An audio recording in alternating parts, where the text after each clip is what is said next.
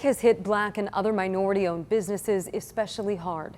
Here in San Diego, a fund created specifically to help is growing, offering much-needed money for those struggling to stay open. Hammond's Gourmet Ice Cream prides itself on having something for everyone.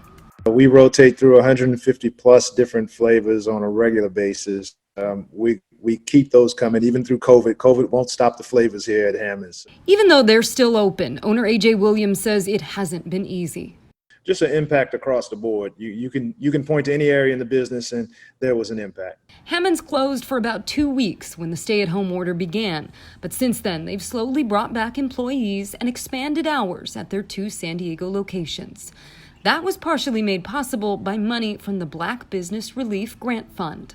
I've applied to a lot of grants, and it's the only one I've actually been awarded. The fund is made possible through the Central San Diego Black Chamber of Commerce, which partnered with the city of San Diego.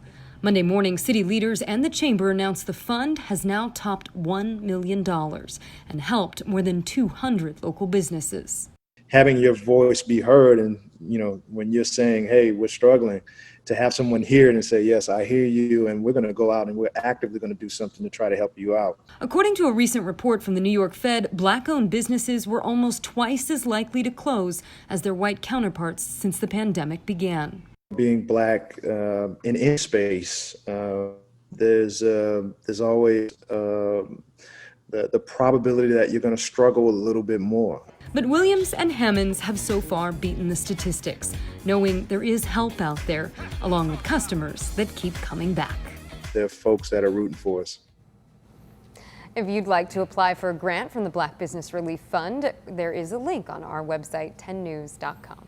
Adult film star Ron Jeremy could spend the rest of his life in jail. He pleaded not guilty today to 20 new charges related to sexual assault. Over nearly the last 2 decades, 13 women have come forward accusing him of sexual assault. The charges range from forcible rape and sexual battery to sodomy. Police say one of the victims was just 15 years old. If Jeremy is convicted on all charges, he could be sentenced to more than 250 years to life in prison. The evangelical Virginia school, Liberty University, is now investigating its former president.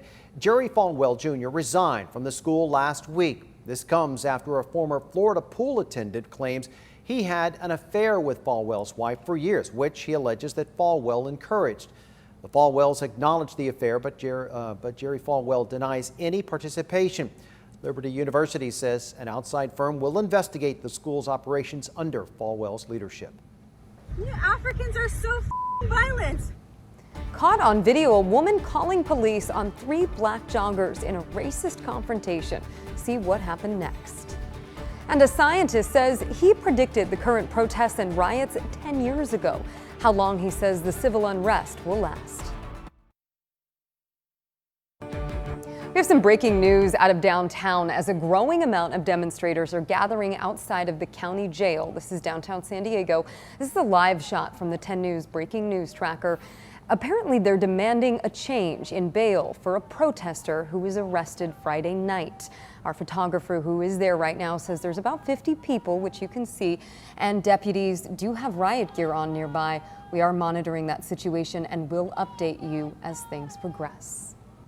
A scientist says he predicted the violent protests and other acts of civil unrest this year 10 years ago.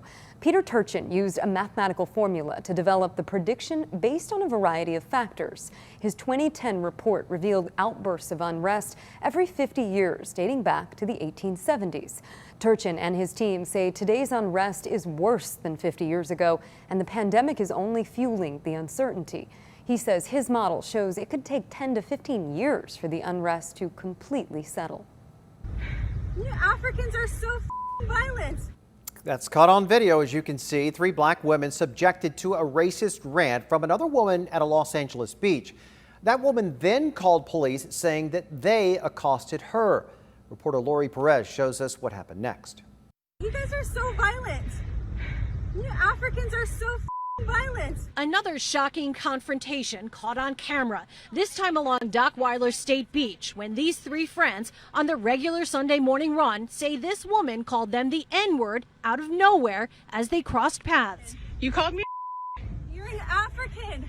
So an African is You're trying to put words in my mouth. She said, Black lives don't matter. Your life doesn't matter. You need to go back to Africa. She said, I'll get you the cheapest flight back to Africa. Stunned, scared, and feeling threatened, the trio says they confronted her when they passed again, saying she and her hateful speech needed to be exposed. That's when they say she really lost it, calling police with what they say was a false report of being assaulted. Yes, I need a paramedic. I need an ambulance.